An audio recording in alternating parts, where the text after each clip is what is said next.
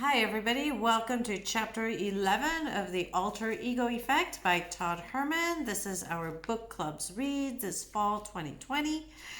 And it's called Defining Superpowers and Crafting the Name. So, of course, defining the superpowers of your alter ego and crafting its name, because its name helps to make it more potent. All right, because we want kind of a magical name. There's a little bit of Harry Potter in all this, or Lord of the Rings, or manga, whatever your favorite, fantasy or superhero characters are, right?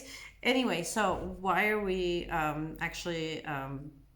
defining our superpowers and crafting a name? It's because we want a superhero to show up, to master how we show up.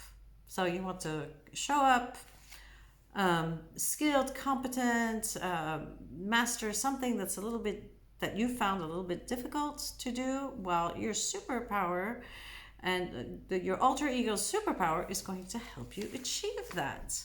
And this is also a really exciting chapter because the importance of defining superpowers really means that first, you're going to get you're going to define powers that that match your values. That's for one.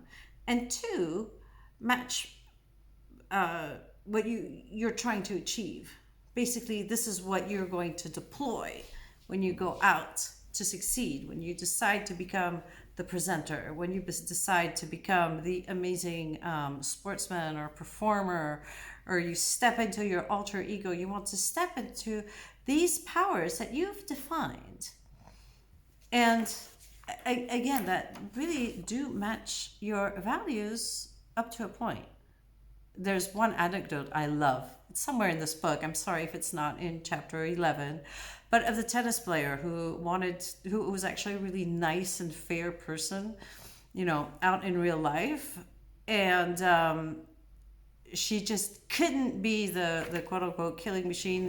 She couldn't, close that game, win and say, look, I beat you, you're just out. She didn't like doing that because she didn't feel like that was part of her while she was in her normal, non-sporty life. And Todd Herman, with some coaching, they work on her alter ego, and her alter ego is actually going to feel very liberated and capable of winning because it's very context specific. This is when she's out on the court.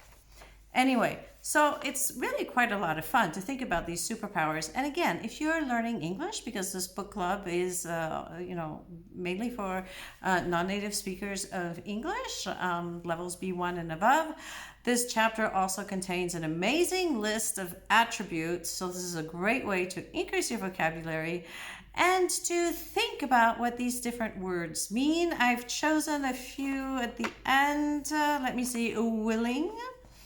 You're willing, you're sort of dynamic, go for it. Yeah, I'm willing, sure.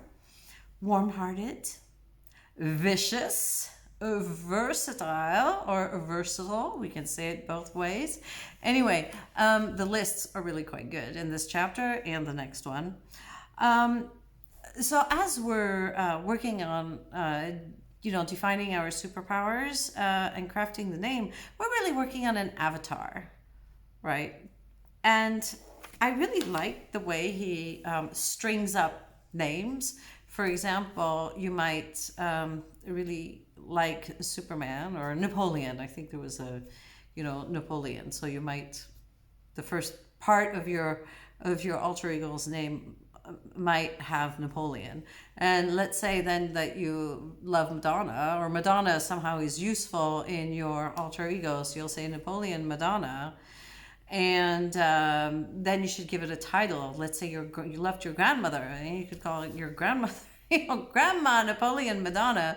As long as it's meaningful, as the alter ego's name is meaningful to you, that's what counts. So I think we're really getting into something that's a lot of fun and that actually probably works. You may not be so interested the first time you read it, but let me tell you, these ideas are going to stick with you for quite a while. And if you haven't made, or if you decide not to work on an alter ego the first time you read the book, but in a few months, let's talk again. I'm sure you'll be working on one. Anyway, so if you're in the group, see you Thursday.